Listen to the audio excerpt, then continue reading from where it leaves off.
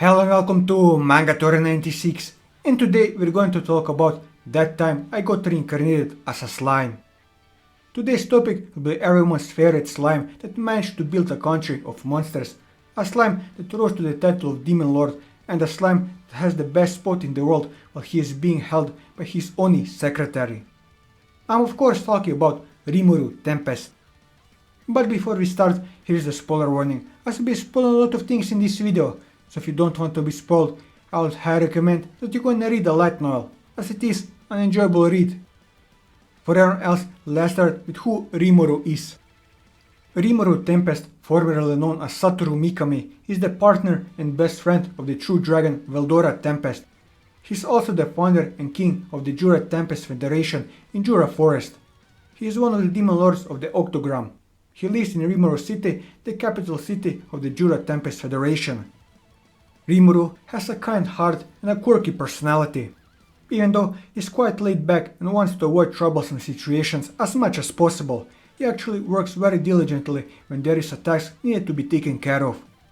With the heart of a hard-working salaryman and a beloved senior co-worker, Rimuru has a hard time rejecting someone if they plead him to help, leading in him often ending up with more work than he can handle, which his boss from his previous life used to reprimand him for.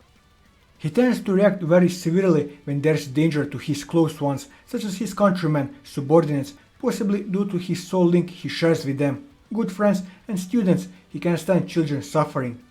One might say he reacts to those cases, but it simply shows how deeply he cares for them, as a stark contrast with his usual cheerful self. Even Hakuro noted during the rise of the Demon Lord arc that Pharmas had angered the one creature in the world that should not be riled. During this time, Rimuru showed a great rage boiling within him for the murder of his countrymen. Though he could suppress any outward expression of it, he needed a copy of Shizu's mask to suppress his magical duo to his rage, unintentionally releasing his power. He also has a rather cold side to him, which is not shown in the manga and anime, as for example in the version of events where the Goblin Riders instead of Rimuru save Shizu and the adventure trio from the giant ants. Rimuru is much more distrustful towards his guests, and even when Shizu goes on a rampage, he even suspects that it's all a trap to let his guard down so that the adventure trio can backstab him. He can also casually mention that he'll be able to just kill off his followers if they decide to rebel against him. The greatest flaw of Rimuru's personality are his anxious issues that are present in all three media. After the orc disaster was defeated, Rimuru seemed sure that the Kijin wouldn't follow him afterwards, and he was immensely surprised when they did. When Kenya Misaki became a hero candidate, Rimuru worried if he'd hunt him down if he found out that he is a monster. Finally, he was fully expecting to be considered a traitor after revealing his identity as an otherworldly reincarnator, but contrary to his expectation, his followers remained steadfast loyal to him. Another personality flaw in Rimuru is his naivety as a world leader. He was reportedly easy to pursue during diplomatic negotiations, which some rulers tried to take advantage of. King Gazel also recognized this flaw and informs Rimuru he is too humble and soft-spoken as a leader. His desire to be pacifist towards humans eventually has direct consequences for his people, which he personally shoulders the blame for. This stops being a problem after Rimuru became a demon lord, giving him a foreboding title to make would-be troublemakers fear him. Even after they got to know him, his status as a demon lord still keeps them away. During the battle, Rimuru often tends to put himself down while expecting his enemies to be stronger than they actually are. While it causes himself to sometimes be too passive and too fixated on hiding his powers, he also is very unlikely to become cocky during a battle as a result, so it's hard to say if this trait is a net positive or net negative. Despite his powers and abilities, Rimuru's greatest asset is his cunning and shrewd decision making. He has survived against dangerous opponents such as Milim and Hinata Sakaguchi, who could easily overpower him prior to his awakening as a true demon lord, simply by outsmarting them. Rimuru prefers diplomatic solutions and will avoid conflict whenever possible, but isn't afraid of waging war when necessary, as shown when the kingdom of Falmouth invaded. As for his relationship with Raphael, Rimuru views Raphael as his reliable partner, while Raphael views Rimuru as its master he tries to be useful for. Raphael as Great Sage first came to be when Rimuru was first reincarnated as a slime and desperately wanted a conversion partner. This desire caused the unique skill Great Sage to undergo a mutation for 90 days that implemented the voice of the world to become an interactive question and answer input-output device.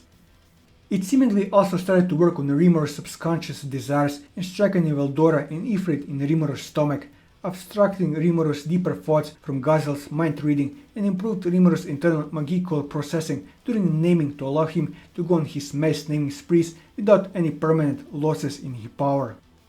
While initially he relied on it for many things, Rimuru started to be able to handle increasingly more things on his own, leaving Great Sage with less workload, making it deem itself like it's being less useful.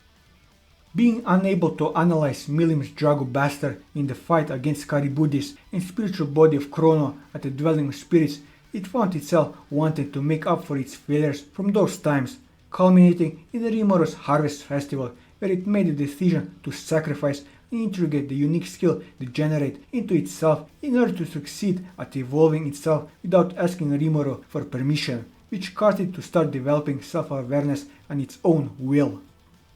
As Raphael, it tries to guide Rimuru on the way of improving himself and becoming stronger as long as Rimuru has even the slightest bit of desire for it, even resorting to tricking Rimuru himself to achieve that, but Raphael never refuses any orders that Rimuru issues seriously. As for his relationship with Veldora, Rimuru and Veldora became fast friends after meeting each other, even considering each other sworn brothers.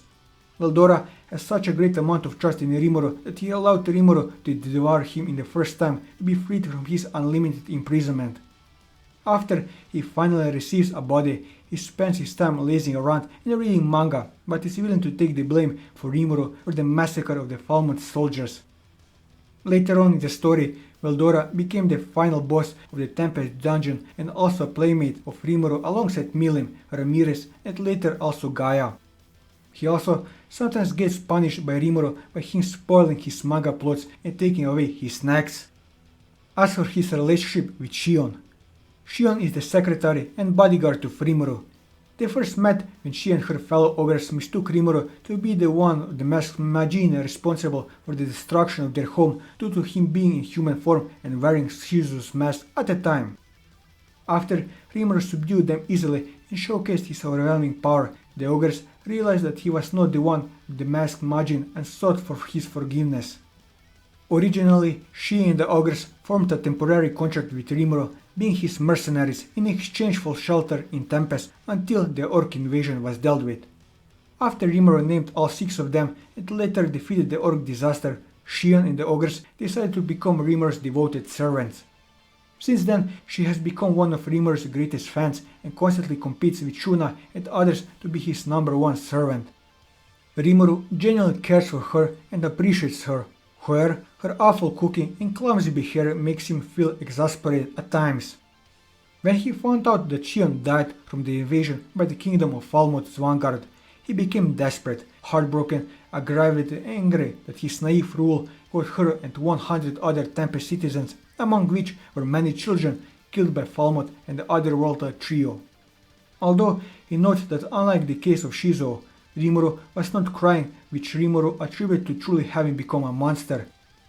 When he heard that becoming a demon lord would potentially revive them, it became his sole purpose for becoming one and slaughtering the Falmouth army. Since her revival, she obtained the unique skill Cook, which makes her food taste good, although her bad prep work and the resulting weird texture of the food still incur Rimuru's annoyance. She also competes with Shuna for who gets to hold Rimuru, even getting stretched apart in the clash much to his annoyance. As for his relationship with Diablo, the most fanatical in his loyalty, he is truly loyal to Rimuru and will spread calamity if ordered. He views Rimuru as his god, with his aim being Rimuru's right-hand man. Diablo strives harder than anyone in Tempest to impress and prove his loyalty to Rimuru, such as forming the Black Numbers the strongest corps in Tempest. Rimuru also sees Diablo as one of his most trusted retainers and gets impressed by him many times due to the outrageous display of his loyalty and shrewd mind.